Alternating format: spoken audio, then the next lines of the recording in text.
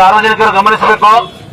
ನೀರಿನ ಪ್ರಮಾಣ ಸ್ವಲ್ಪ ಪ್ರಮಾಣದಲ್ಲಿ ಹೆಚ್ಚಾಗುತ್ತಿದ್ದು ಯಾರು ಹೆದರದೆ ಜಾಗೃತರಾಗಿರಬೇಕು.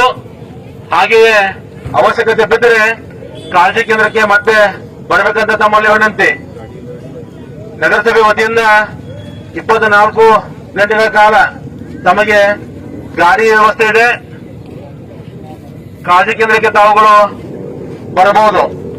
ಗಮನಿಸಿ, ನೀರಿನ ಪ್ರಮಾಣ ಸ್ವಲ್ಪ ಪ್ರಮಾಣದಲ್ಲಿ ಹೆಚ್ಚಾಗುತ್ತಿದ್ದು ತಾವುಗಳು ಹೆದರದೆ ಜಾಗೃತರಾಗಿರಬೇಕು. ಹಾಗೆಯೇ ಅವಶ್ಯಕತೆ ಬಿದ್ದರೆ ತಾವುಗಳು ಕಾಳಜಿ ಕೇಂದ್ರಕ್ಕೆ ಮತ್ತೆ ಬರಬೇಕಂತ ತಮ್ಮಲ್ಲಿ ವಿನಂತಿ.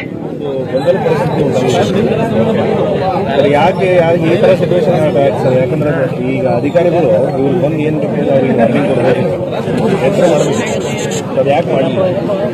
ಇದು ಸಿಚುವೇಶನು 6 ಟೈಮಿಂಗ್ ನಮ್ಗೆ ಕೊಟ್ಟಿದ್ದು 5,000 ಹೆಚ್ಚಾಗಿತ್ತು. ಮೊದಲಿಗೆ 47 ಇತ್ತು.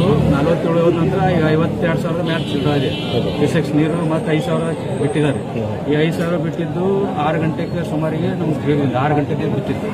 ಆದ್ದರಿಂದ ಅಲ್ಲಿ ಮೇಲಿಂದ ನಮಗೆ ಮೆಸೇಜ್ ಹಾಕಿ ತಡವಾಗಿರೋದ್ರಿಂದ ತಹಸೀಲ್ದಾರ್ ಸಾಹೇಬ್ ಕೊಟ್ಟಂತ ನಿರ್ದೇಶನ ಪ್ರಕಾರ ಮತ್ತೆ ನಾವು ತಿರುಗಿ ಕೆಲಸ ಮಾಡ್ತೀವಿ.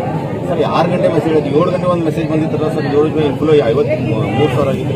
53,000 ಅದೇ ಮೊದಲಿಗೆ 47 ಇತ್ತು ರೀ 3 ಗಂಟೆದು. ಅದರ ನಂತರ 7 ಗಂಟೆಗೆ ಬಂದಿದ್ದು 53,000. ಅದು 53,000 ಹೆಚ್ಚಾಗಿದ್ದಕ್ಕೆ ಈಗ ತಹಸೀಲ್ದಾರರು ಈಗ ಮುಂದಿನ ಮತ್ತೆ ಯಾವುದೇ ಅನಾಹುತ ಘಟಿಸಿದಂತೆ ನೋಡ್ಕೊಳ್ಳೋದಕ್ಕೆ ನಿಮ್ಮ ಮತ್ತೆ ಕಾಳಜಿ ಕೇಂದ್ರ ತೆರಳಿಸ್ಲಕ್ಕ ಸಹಾಯ ಮಾಡಿರಿ, ನೀವು ಹೋಗಿ ಅವ್ರ ಎಚ್ಚರಿಕೆ ಕೊಡ್ರಿ ಅಂತ ಮತ್ತೆ ಹೋದ ಶುಕ್ರವಾರದಿಂದ ನಾವೇನು ಯಾವ್ಯಾವ ಕ್ರಮ ಕರ್ಕೊಂಡು ಬಂದೀವಿ ಅದೇ ರೀತಿ ಮತ್ತೆ ಈಗ ಜನರನ್ನ ನಾವು ಶಿಫ್ಟ್ ಮಾಡಬೇಕು.